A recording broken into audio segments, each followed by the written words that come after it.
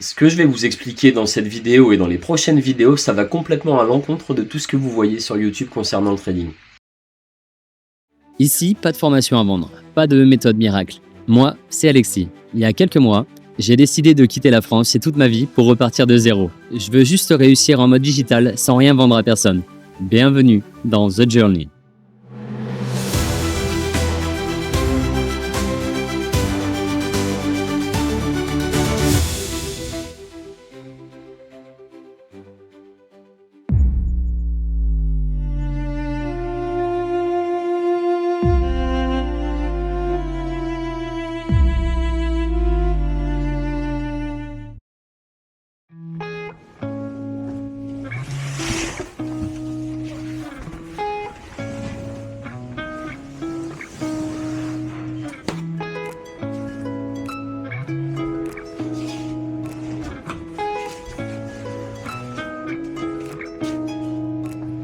Alors une journée à Tribal, comment ça se passe?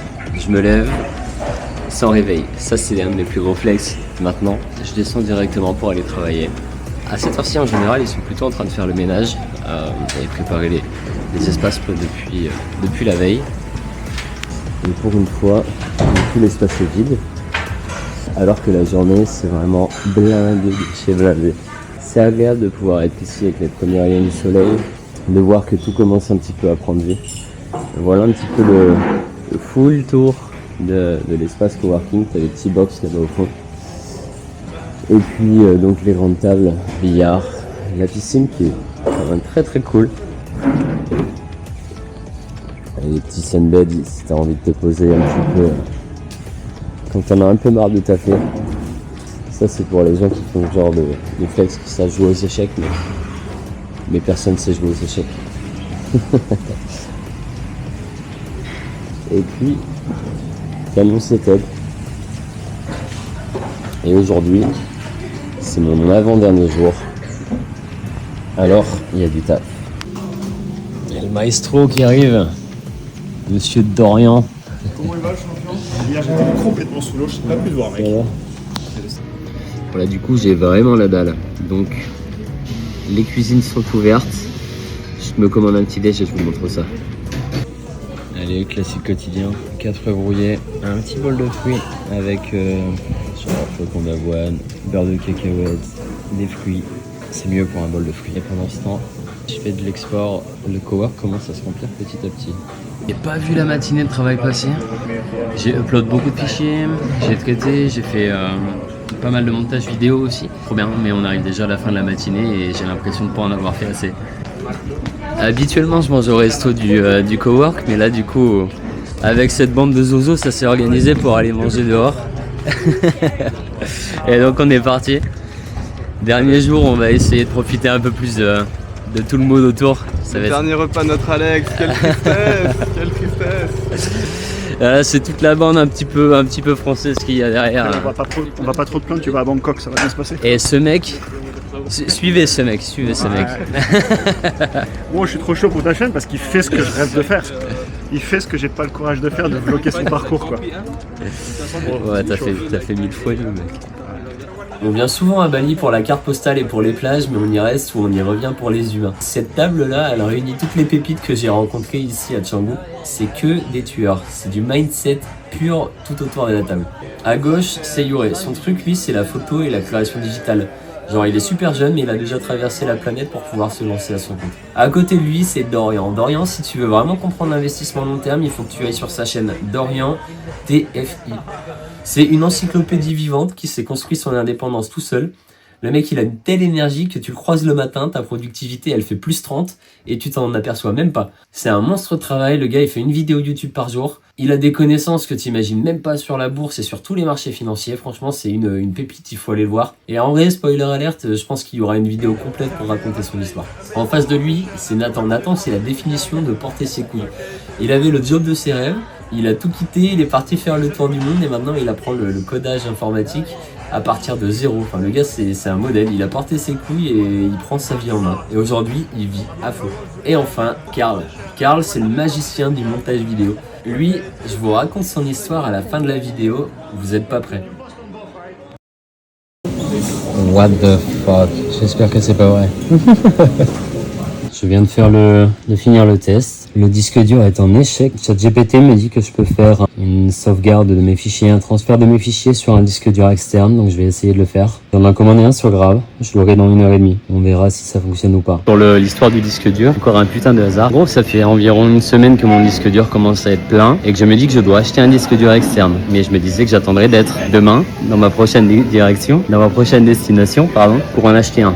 Le truc, c'est que du coup, là, comme il a cramé, je viens d'en commander un sur Grab, donc il va arriver d'ici une petite demi-heure. D'après ChatGPT, je peux peut-être récupérer mes fichiers, faire un changement du disque dur de l'ordi. On va voir si j'arrive à sauver les fichiers ou pas. Si je n'y arrive pas, ça veut dire que mes 2 derniers mois de vie, soit environ 800 gigas de vidéos, disparaissent. Et donc si ça disparaît, ça veut dire que je perds absolument tout le contenu que j'avais prévu. Donc il n'y a plus de vidéos YouTube. C'est une aventure de plus. Bon, il est arrivé. Reste à essayer une procédure sans garantie. Bon, en attendant que la procédure elle se fasse, pour évacuer toute cette merde, ça part à la boxe.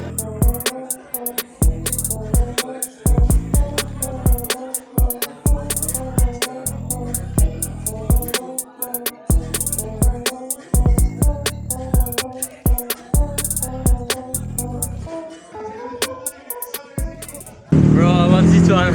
Bro, crazy training. Oh, sweet. You're all wet. Je sais pas si en Thaïlande ce sera pareil, mais putain les box ici, je suis trempé de chez trempé.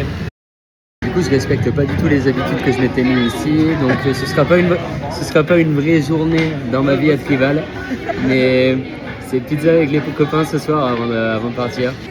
Yeah, this crazy guy. It's different. I thought that's a photo. It's recording like. Yeah.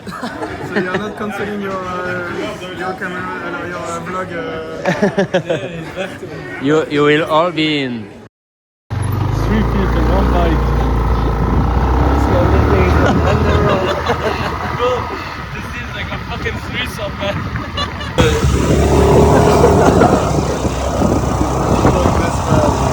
I think we're doing shit, bro. Aujourd'hui encore, du coup, je suis en train de refaire de la formation et en fait, je mange que de ça. Ça fait un peu plus d'une semaine que je fais de la formation et pas de trading parce que les paires sont vraiment pas bonnes et c'est nécessaire. Comme vous l'avez vu dans les épisodes précédents, depuis août, je me suis attelé à construire mon propre système. J'ai cherché, j'ai itéré, et sans m'en rendre compte, je me suis éloigné petit à petit de la vision fondamentale que j'avais apprise ces dernières années, les Smart Money Concepts. C'est le moment pour moi de faire un reset, de me replonger à 100% dedans et de vous expliquer cette vision telle que je l'ai apprise avec Institutional FX avant qu'ils ferment leur académie. Attention, faut qu'on soit clair, ce que je vais vous expliquer dans cette vidéo et dans les prochaines vidéos, ça va complètement à l'encontre de tout ce que vous voyez sur YouTube concernant le trading. Les Smart Money Concepts, ou SMC, tels que je les conçois, sont à l'exact opposé d'une approche mécanique, d'une stratégie mécanique sur le trading. Si vous cherchez juste une bougie verte, un pattern magique, j'achète après 2 BOS sur l'order block, vous y êtes pas. Ça, c'est du retail qui traite des concepts SMC, sans les comprendre. Et ça fonctionne pas. Le vrai SMC, c'est de la compréhension pure. C'est interpréter les mécaniques fluides du marché. Le but, c'est pas de deviner, de jouer à Madame Irma. Le but, c'est d'essayer de comprendre les intentions de la Smart Money et d'avoir plus souvent raison que tort. Mais déjà, c'est qui cette Smart Money ? D'un côté, tu as ce qu'on va appeler les faiseurs de marché, la Smart Money. Globalement, c'est les banques centrales, les grosses institutions, BlackRock, Vanguard, pour citer que, des très gros hedge funds. En gros, c'est ceux qui ont suffisamment d'argent pour pouvoir faire bouger les marchés de par la liquidité qu'ils représentent sur ce marché. De l'autre, la dumb money. C'est pas seulement nous, c'est pas seulement les traders retail qui vont trader dans leur coin, mais aussi toutes les petites banques, les petits hedge funds. En gros, tous ceux qui subissent le marché et qui n'ont pas assez d'argent pour le faire bouger et qui vont être en réaction par rapport à ce qu'ils vont voir sur le marché. La Smart Money n'a pas les mêmes problèmes que nous. Eux, ils sont confrontés à des problèmes de liquidité sur les marchés. Avant d'aller plus loin, il faut revenir à la base de la base du marché. Quand on trade, qu'on achète ou qu'on vend, on ne crée rien. On achète ce que quelqu'un nous vend. Si j'ai envie d'acheter 500 pommes sur le marché, je vais pas les créer. Il faut que je trouve quelqu'un qui accepte de me vendre 500 pommes à un prix qui m'intéresse. Gardez bien ça en tête. Maintenant, imaginez un éléphant qui essaye de rentrer dans une piscine. S'il saute dedans d'un coup, l'eau elle dégage de partout et la piscine explose. Et sur les marchés, c'est pareil. Si la Smart Money essaye d'injecter 500 milliards à l'achat Sur un indice ou une action, il n'y a pas assez de vendeurs en face. Donc le carnet d'ordre se viderait, l'étal de pommes se viderait, et le prix exploserait instantanément parce qu'il y aurait moins d'offres que de demandes. Le prix exploserait à la hausse avant même qu'ils aient pu placer 10% de leur ordre. Et ils finiraient par acheter à un prix qui est catastrophique. Donc, ils doivent se faire de la place. Mais comment? Et c'est là qu'interviennent des outils dont le public parle peu ou comprend peu, comme des algorithmes. On peut citer Aladdin de chez BlackRock par exemple, mais il en existe plein d'autres. Alors là, attention aux fantasmes, c'est pas des robots magiques qui sont là pour gagner de l'argent tout seuls. C'est des algorithmes d'exécution. Leur seul but, c'est de faire rentrer l'éléphant dans la piscine, morceau par morceau, sans qu'elle déborde. Mais maintenant, imagine le truc. Avoir tellement d'argent que tu peux influencer le marché et créer des mouvements juste en plaçant tes ordres. Imagine aussi de savoir exactement à quel endroit les gens vont acheter, quand ils vont voir un W bottom, quand ils vont voir une trendline, quand ils vont voir des supports résistance. En d'autres termes, savoir où la dumb money va se placer, où elle va mettre ses stop loss et où elle va mettre ses take profit. Autrement dit, savoir où se situe ta contrepartie sur le graphique. Maintenant, imagine si tu pouvais inciter, en créant ces figures ou ces patterns sur un graphique, des gens à te vendre un actif à un prix qui toi t'intéresse. Est-ce que ce serait pas la meilleure façon de placer tes milliards sur le graphique? C'est à ça que servent les algorithmes de la smart money. La bonne nouvelle pour nous, c'est que ces manœuvres titanesques là, elles se remarquent sur le graphique, elles passent pas inaperçues. C'est impossible à cacher et ça laisse forcément des traces. Des déséquilibres, des structures spécifiques, des empreintes de géants sur le chemin du marché. Et ben c'est exactement ça que je cherche à trader avec les Smart Money Concepts. Je suis pas Madame Irma, je peux pas deviner où va aller le prix, je peux pas deviner tous ces trucs là, il y a un paquet d'aléatoires évidemment. Néanmoins, je peux identifier ces empreintes et essayer de m'en servir pour trader et d'en tirer profit.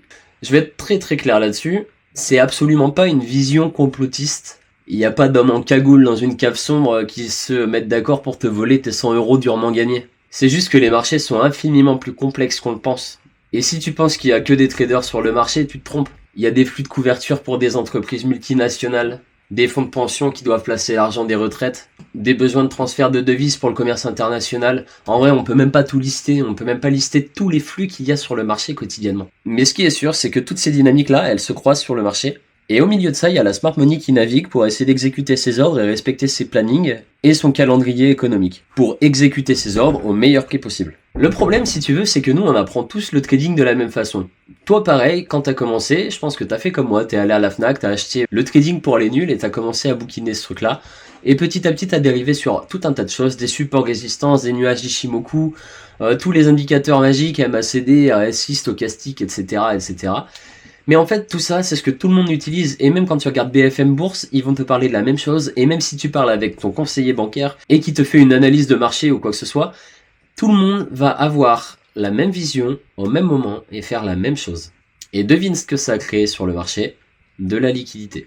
Une piscine de contrepartie parfaite pour les algorithmes de la smart money. En suivant l'analyse classique, et la lecture classique du marché, on devient juste de la nourriture pour les institutionnels. Attention, ça veut pas dire qu'on peut pas être profitable avec des analyses classiques, il y a des mecs qui sont rentables avec des supports résistance. C'est juste que c'est pas la voie que moi je choisis et c'est pas la lecture que moi j'ai sur le marché. C'est pas celle que j'ai appris, en tout cas avec institutionnel FX. Et les smart money, ça commence avant tout avec cette vision-là du marché. C'est avant tout cette vision et cette compréhension, cette lecture du prix qui va te permettre de pouvoir entrer sur le marché. C'est absolument pas quelque chose de mécanique et de très simple à faire, comme identifier un type de bougie et rentrer sur ce type de bougie une fois qu'elle clôture. En tout cas, pas selon mon approche. Et je partagerai beaucoup là-dessus pour essayer d'expliquer comment, à partir d'un graphique vierge, je peux réussir à entrer en position et tirer du profit. Ou prendre un stop loss. Bon, ici à Bali, il y a une activité qui est un peu cliché, mais si tu le fais pas, j'ai l'impression que t'es pas vraiment à Bali. C'est un peu comme partout dans le monde, j'ai l'impression que le paddle est en plein essor. Et donc là c'est parti, petite partie de paddle avec des gens aujourd'hui qui sont dans l'hôtel. Et ça va être drôle parce que je suis vraiment une bite mais ils le savent pas.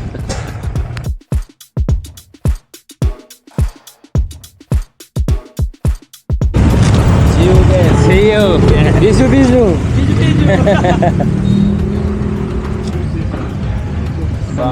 Ça t'embête pas, éventuellement pas.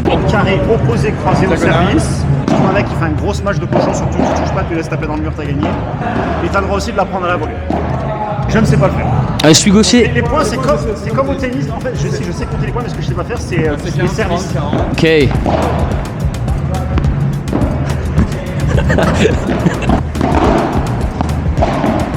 Ok. Pas très fort. Hein. Yeah. Pour la position d'Alex, on n'a jamais joué. T'as jamais joué.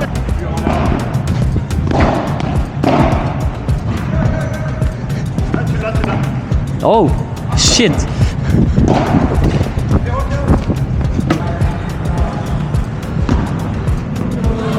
Je ne sais pas le faire. Ah, allez. Je ne sais pas le faire. Ah, Ah, mais ça, c'est l'habitude de la claque. c'est le petit pas de danse là. Ça quitte ça bien.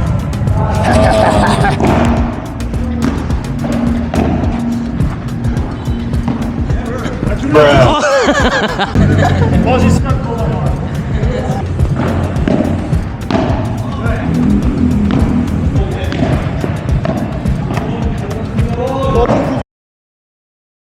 Allez, c'est jour de départ aujourd'hui. Direction, nouvelle destination. On sait pas encore si je vous le dis ou pas, ou si je vous l'ai dit dans les anciennes vidéos. Donc, dans le doute, je pars avec Karl, un gars qui était ici aussi et qui part aujourd'hui. Avant ça, on va boire un petit café, prendre un petit déj avec les copains ici, avant de partir, l'histoire de dire au revoir à tout le monde. Je réalise pas vraiment en fait le départ encore. J'ai un problème avec les départs, je pense. C'est parti, je vais vous filmer ça.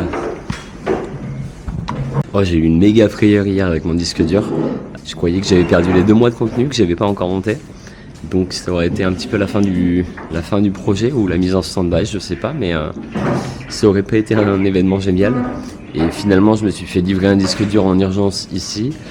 Et j'ai réussi à faire le transfert de tous les trucs importants, tous les shots, tous mes documents perso aussi. Normalement, tout va bien. Allez, le dernier au revoir avant le départ. Je peux juste Ah, c'est une vidéo? Ouais, c'est be in French. Yeah. What can I say? You can say what you want. Allez, les bleus. Allez, allez les bleus. Elle est toujours pas l'impression de partir pour l'instant. C'est un petit peu comme au départ de France. Je pense que je réaliserai que je suis parti quand j'arriverai à Bangkok. Et avant ça, pas du tout. And Karl, do you think you are leaving now? No, I don't, man. I want to come back as soon as I can. Yeah, you don't have to go, bro. If it was a one-way flight, I would have stayed for sure. Yeah. Allez, c'est parti. Je suis très en avance, c'est très bien. J'adore ça. J'ai comme un air de déjà vu. Putain, mais cette fois ça a été tellement rapide. L'histoire de 5 minutes, même pas.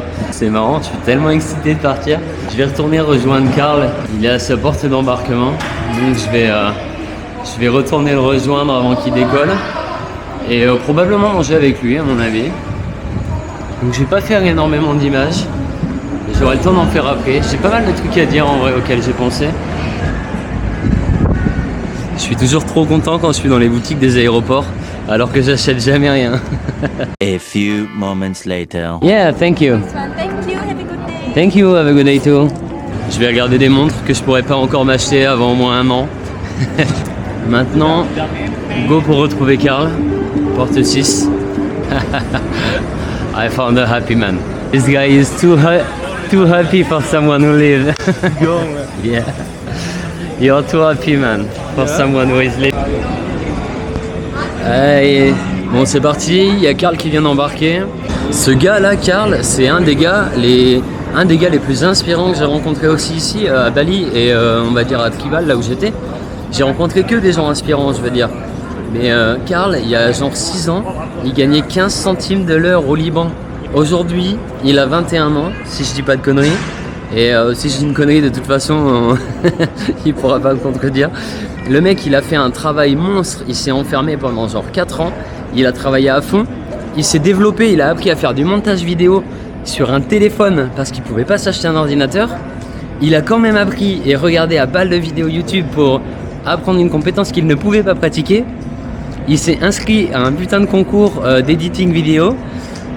Il a gagné le putain de concours alors qu'il montait tout avec son téléphone. À la suite de ça, il y a une entreprise qui a voulu l'embaucher et qui lui a demandé donc avec quoi il avait l'habitude de travailler. Et le mec, il a dit qu'il travaillait avec CapCut. Mais genre... Et les gens l'ont regardé en mode bon, t'as gagné le truc et tu travailles avec CapCut sur ton téléphone pour faire de l'editing. Et il était là genre, ouais. Et donc ils lui ont filé un contrat, ils lui ont acheté un ordi. Et là le mec il est en train de se développer de ouf, de gagner mais 1000 fois plus que ce qu'il gagnait à l'époque. Et tout ça en seulement 3 ans parce qu'il avait envie, parce qu'il avait pas envie de rester où il était. Je trouve que c'est tellement inspirant. Et là ce mec il repart au Liban et il va juste s'enfermer encore pendant 6 mois, travailler à fond, économiser et repartir ensuite. Je trouve ça incroyable. Il fait partie des pépites, mais comme tous les gars que j'ai rencontrés ici, genre Nathan, Dorian, Abdul, Youré, tout le monde a son histoire de ouf. Tout le monde a des parcours où tu peux t'en inspirer, mais je trouve ça incroyable, réellement. Et il y en a qui sont en train de rater leur avion.